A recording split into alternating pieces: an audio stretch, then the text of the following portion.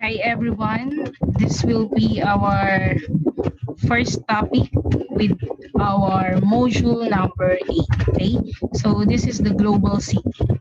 So before we start, okay, discussing about what is global city, okay, what is the definition of global city. So let me ask you some few questions, class. Okay, so for example, if you will be uh, given a chance, okay, halimbawa, to move to New York, okay, would you rather move to New York and leave the Philippines? How about Tokyo? Okay. How about Sydney, Australia? So these are actually chances, okay? Chances are many of you would like to move to these major cities, of course. And if not, you would probably like to visit them anyway. Some of you might also have already traveled to these cities as tourists or maybe temporary residents. Okay. Or maybe you have heard stories already about those particular cities that I've mentioned. And sometimes most of you may have relatives living there who have described buzzing metropolises, okay, with forests of skyscrapers and train lines that zigzag on top of each other. Okay, and you may likewise have an idea of what the cities look like based on what you have seen in movies or TV. Do you remember when downtown Manhattan in New York was destroyed in a confrontation between the Avengers, okay, the Iron Man, Thor, Captain America, and the Hulk, and those Hollywood movies, okay?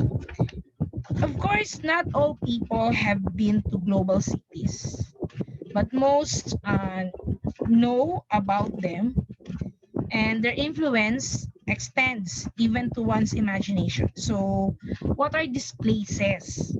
So, why are they important? And why do you think or how are they relevant to you? Okay, so these are some questions that we will try to answer when we go on with our discussions about the global city. Okay, so why do we need to study global cities nga ba, class? Okay? So, syempre, so far, much of the analysis of globalization in the previous lessons has looked at how ideas of internationalism shaped the modern world politics. And we also examined cultural movements, diba? Like K-pop, and how they spread through media like the internet. So, this lesson will actually emphasize, okay, or however, that globalization is spatial, okay? So now let's move on to our uh, topic, which is the global city. Let's define first what is global city. Okay, before we move on to this definition of terms, when we say global cities, class, okay, global cities according to SOCSCI102. Okay, uh, these are strategic sites that manage and guide the global economy. And according to her, many of the cities were already centers for international trade and banking. So Sassen's concept of the global city emphasis on the flow of information and capital. So for her, cities are major nodes in the interconnected systems of information and money. Okay, that wealth flows, facilitate financial institutions, consulting firms, so yung mga accounting firms, law firms, and media organizations and the like. Okay, but of course, let's try to have this some important key terms that you need to remember when we go on with our discussion about the global city. So we have here the migrant or the refugee, the remittances, and diaspora. Okay, so when you say migrant, a citizen who leaves his or her country of birth to work or reside in another country. So in short, migrant is a person who moves from one place to another.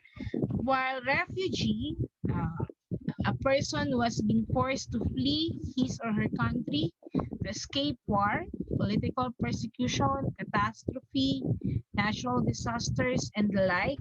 So when we say refugee, this pertain to displaced person who has been forced to cross national boundaries and who cannot return safely. That is refugee. On the other hand, remittances is the money sent by migrant to their home countries. Okay, I know that most of you are already familiar with the word remittance or the remittances. Okay, so when we say remittance, it is the money sent to another party, and it is usually one in another country. Okay, so the sender is typically a foreign worker and the recipient is a relative back home. Okay, then actually class, these remittances play an increasing large role in the economies of small and developing countries. Okay, then the last is the diaspora.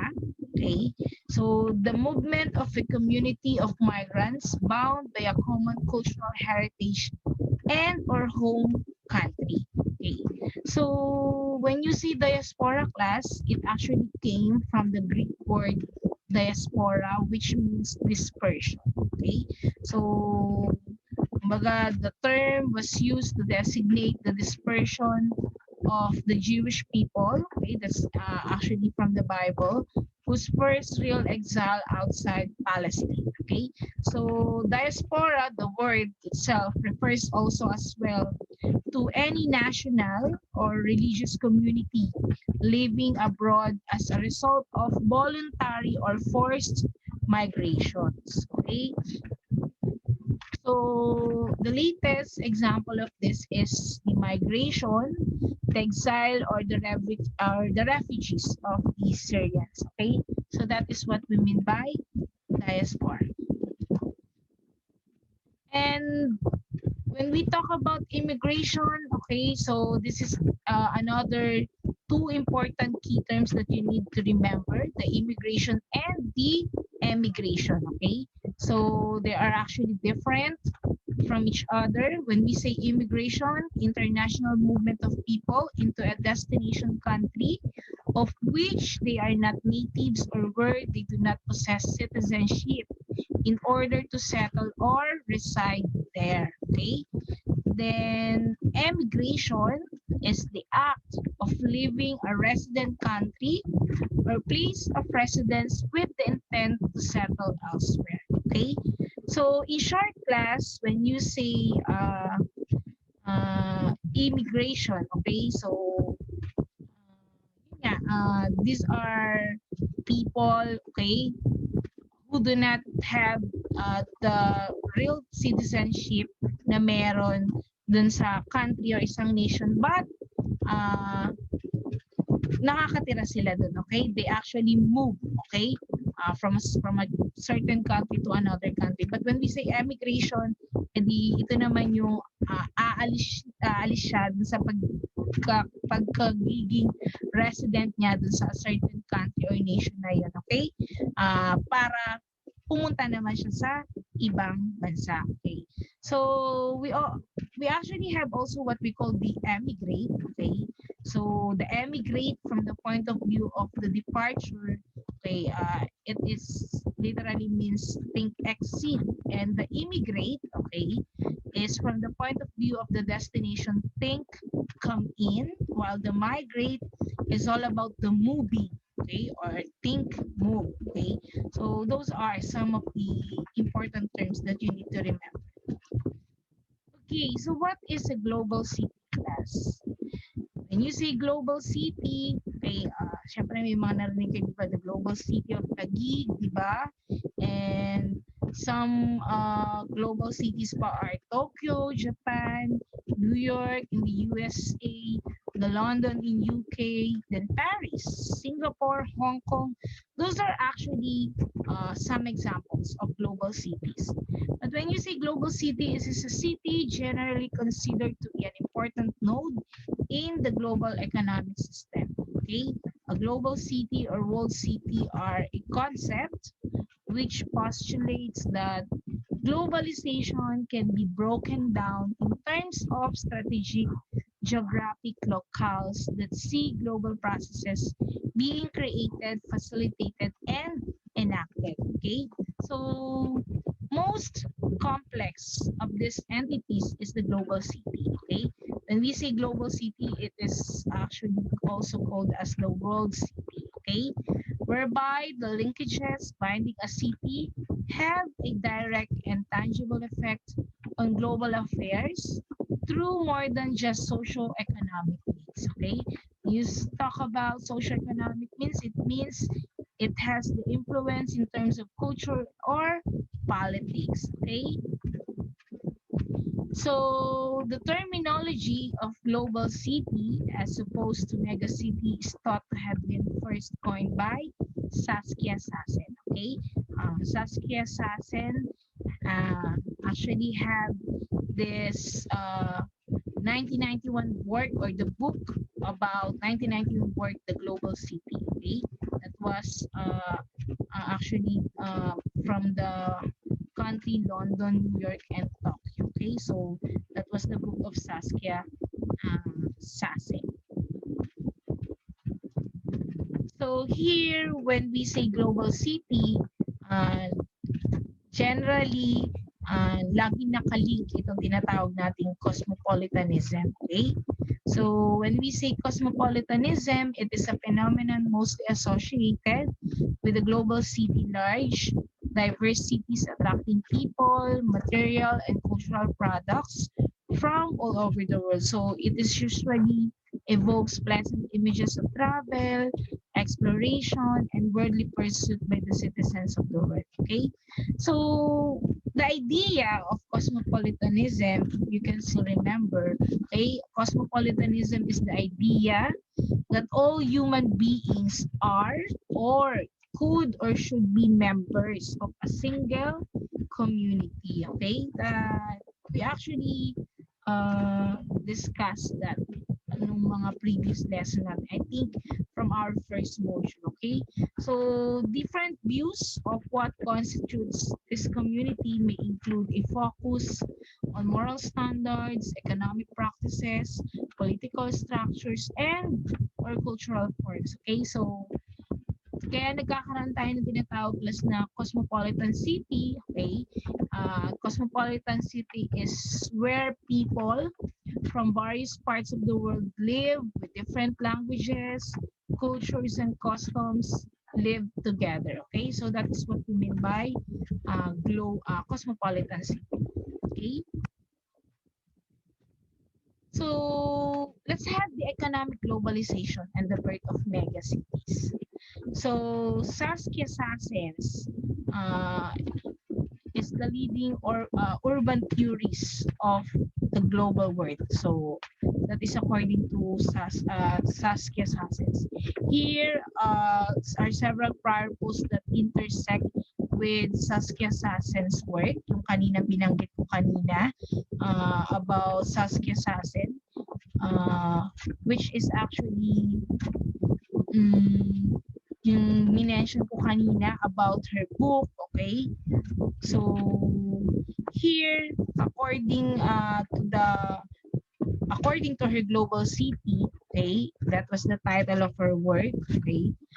New York, London, Tokyo, that was 1991. It was shaped or it has shaped the concepts and methods that other theories have used to analyze the role of cities and their networks in the contemporary world. Okay, so key to Sassen's concept of the global city is an emphasis, okay, on the flow of information and capital. capital. So cities are major nodes in the interconnected systems of information and money, and the wealth that they capture is intimately related to the specialized businesses that facilitate those flows, financial institutions, yung mga consulting firms and accounting firms and law firms. Okay? So here, Saskia Sassen points out that these flows are no longer tightly bound, okay, to national boundaries and systems of regulation. So the dynamics of the global city are now dramatically different than those of the great cities of the 19th century. Okay, so we have actually seven, okay, hypotheses of Saskia Sassen's. So the first is the dispersal of globalization, related economic activities such as managing, coordinating, financing firms' network of operation. Okay.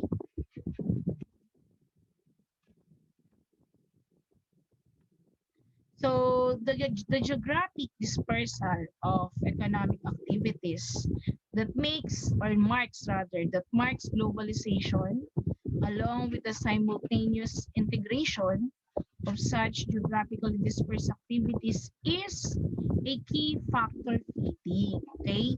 A key factor feeding the growth and importance of central corporate functions. So that is the first hypothesis of SASE.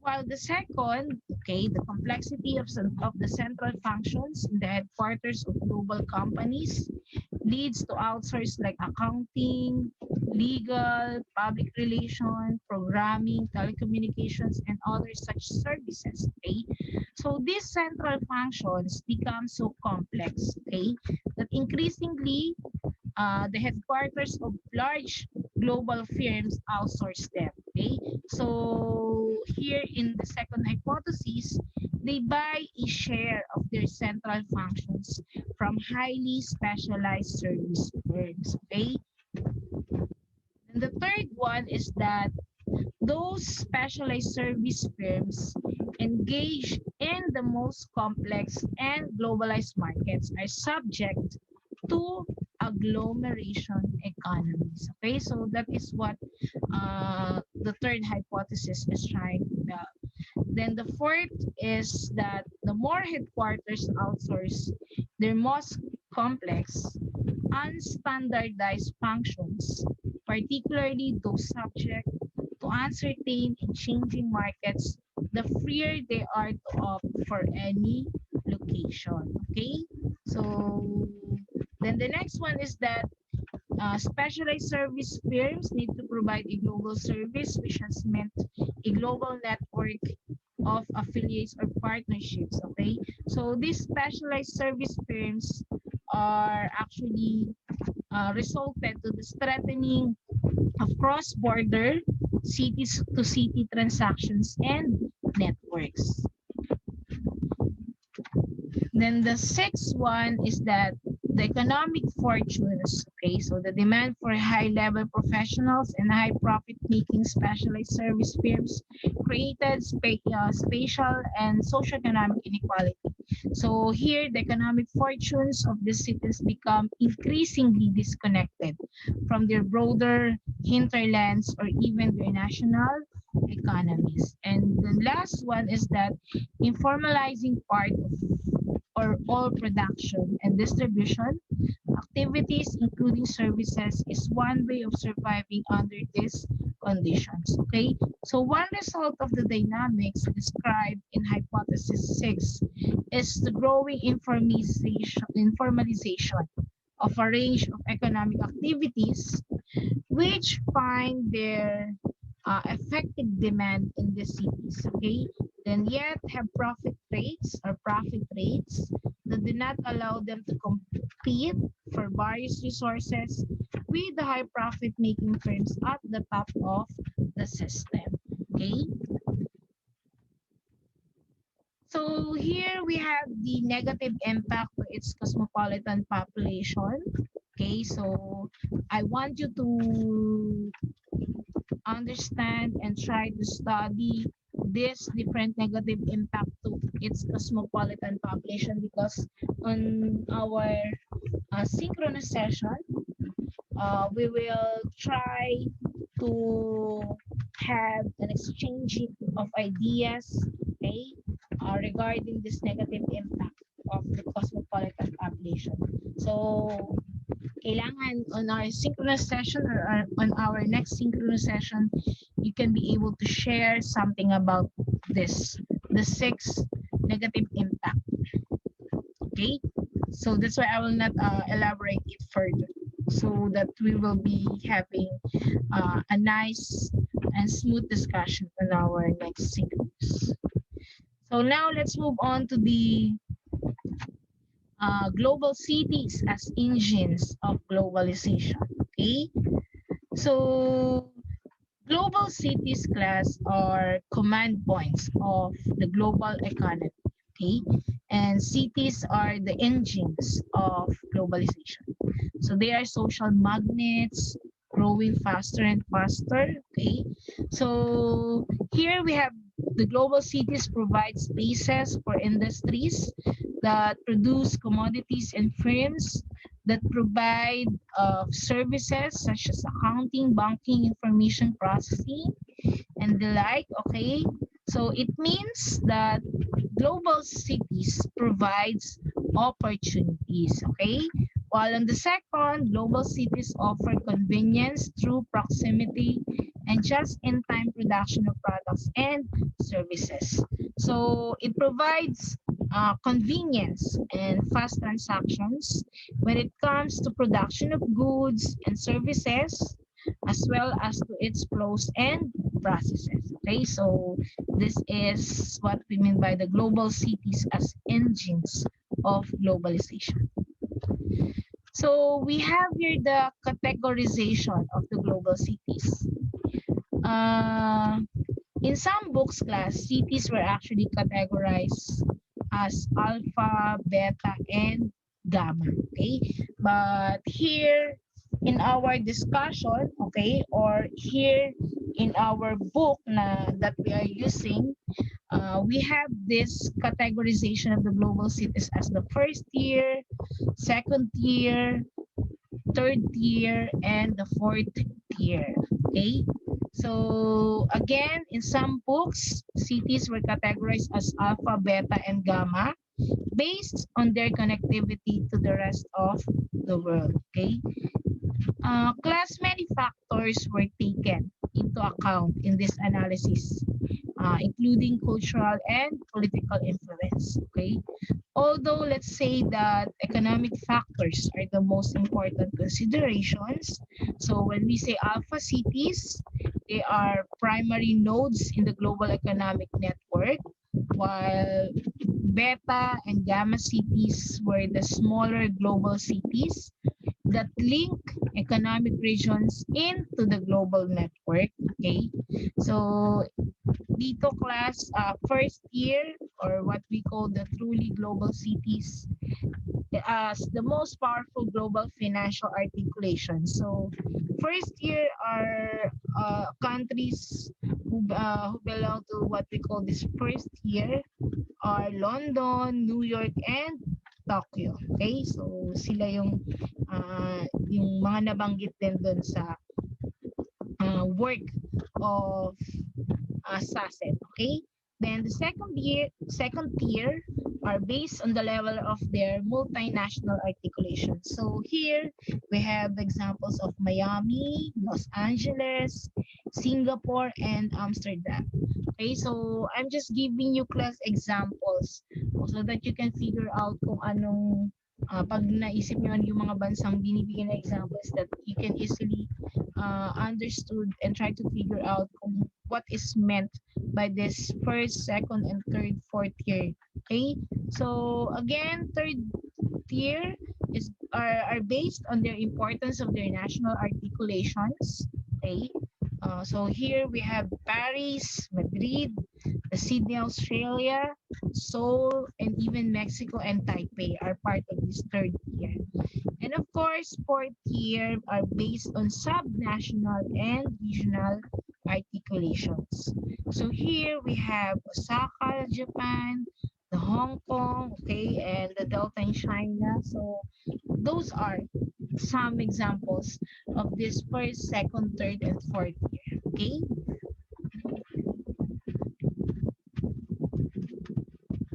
Okay, so those are the information and facts about the global city.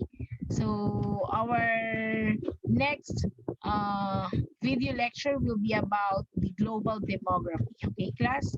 So kinat ko lang siya para hindi ganun kahaba yung papakinggan nyo about our topic in this particular module. Okay? So uh, I'll I'll be sending this video lecture in our new class, and please uh, wait for the next video lecture, which is about the global demography. Okay, so these are my references, class. Okay, thank you everyone. Bye.